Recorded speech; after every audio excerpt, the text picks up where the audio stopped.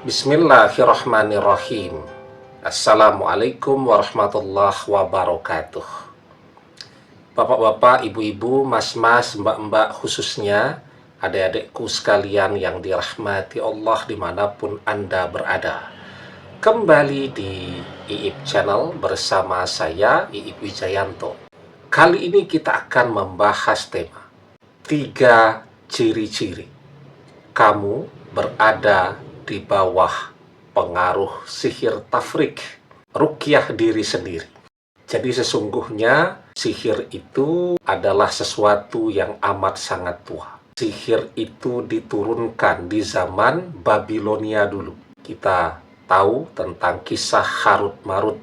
Fayata'allamuna minhuma ma yufarriquna bihi bainal mar'i wa zawjih. Dan mereka mempelajari dari keduanya, Harut dan Marut, yang apa dengan sihir itu dapat menceraikan antara seorang istri dengan suaminya.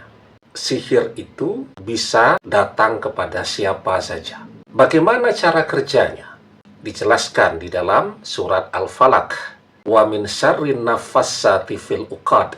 Dari kejahatan wanita-wanita penyihir yang menghembus atau meniup pada buhul-buhul. Jadi buhul-buhul sihir itu bisa jadi foto kita di media sosial, ya, atau pada makanan dan minuman yang sudah dibacakan kalimat-kalimat sihir di situ. Itu kenapa kita diperintahkan sebelum makan minum untuk berdoa terlebih dahulu. Atau melalui jalan yang juga di situ sudah dibacakan atau disebarkan sesuatu yang sudah diisi dengan energi sihir. Itu kenapa kita diperintahkan setiap mau keluar rumah untuk berdoa terlebih dahulu. Maka ketika sihir tafrik itu mempengaruhi kita, tanda-tandanya sebenarnya bisa kita rasakan. Yang pertama, kita jadi sering lupa waktu. Hari Senin mikirnya hari Sabtu. Pagi bangun mikirnya sore. Tidur sore, bangun berpikir ini waktu pagi. Cara kerja pikiran kita mulai diobrak-abrik. Yang kedua, ketika ingin sholat, selalu ngantuk. Sehingga yang terjadi menunda-menunda, tahu-tahu waktu sholatnya sudah habis, sudah berganti dengan waktu sholat berikutnya. Maka ketika rasa kantuk datang kan, orang biasanya menguap. Dan ketika menguap itu dia diperintahkan untuk menutup mulutnya, karena pada saat itu adalah tanda setan akan masuk. Dan yang ketiga, kalau ketemu dengan suami atau dengan istrinya, maka bawaannya akan emosi terus. Jadi bertengkar terus. Nah, maka ketika ada 3 tanda-tanda ini, memang sebaiknya orang harus berusaha untuk membersihkan dirinya sendiri. Apa saja yang bisa dilakukan? Ya tentu dengan meruqyah diri kita sendiri. Tapi sebelum kita bahas caranya, jangan lupa ya adik-adik yang baru menemukan channel ini untuk memencet tombol subscribe dan menyalakan lonceng notifikasi agar Anda selalu mendapatkan pemberitahuan video-video terbaru dari channel kesayangan kita ini. Dengan subscribe, doa-doa kita selalu terhubung, sehingga kita selalu bisa berdoa bersama-sama ya. Dan jangan lupa subscribe itu gratis ya. Yang pertama yang tentu harus kita lakukan, memperbaiki ibadah kita. Harus disiplin dengan sholat dan doa-doa harian yang harus kita baca. Doa mau keluar rumah, masuk rumah, doa mau makan, doa mau tidur, bangun tidur, doa mau masuk kamar mandi, keluar kamar mandi, doa akan berpakaian, dan lain-lain.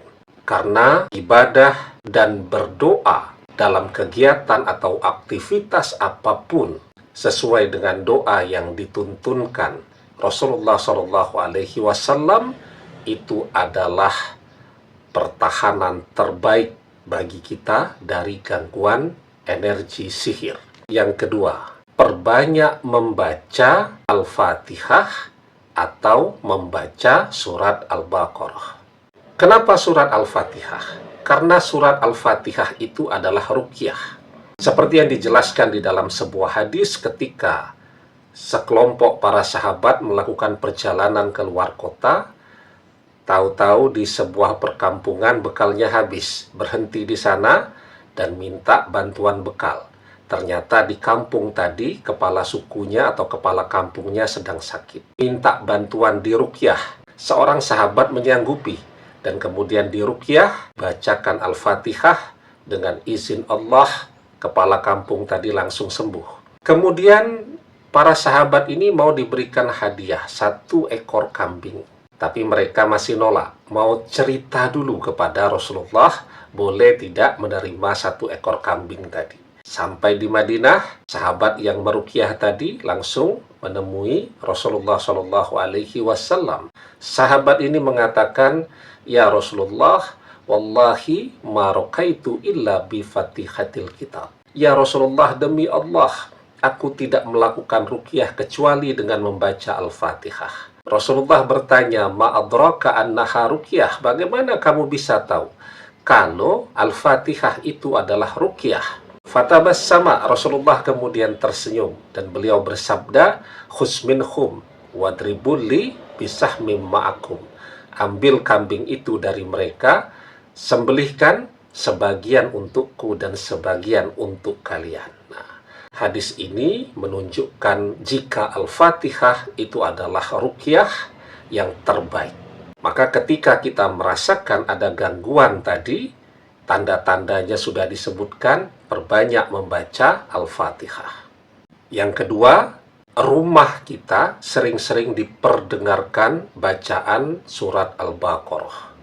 Kalau bisa ngaji sendiri, kalau tidak buka channel YouTube yang ada surat Al-Baqarahnya, nah diperdengarkan ke seluruh anggota keluarga. La taj'alu buyutakum maqabira. Inna syaitan yanfiru minal baitil lazi taqra' fihi suratul Baqarah. La taj'alu buyutakum maqabira. Jangan menjadikan rumah kalian seperti halnya kuburan.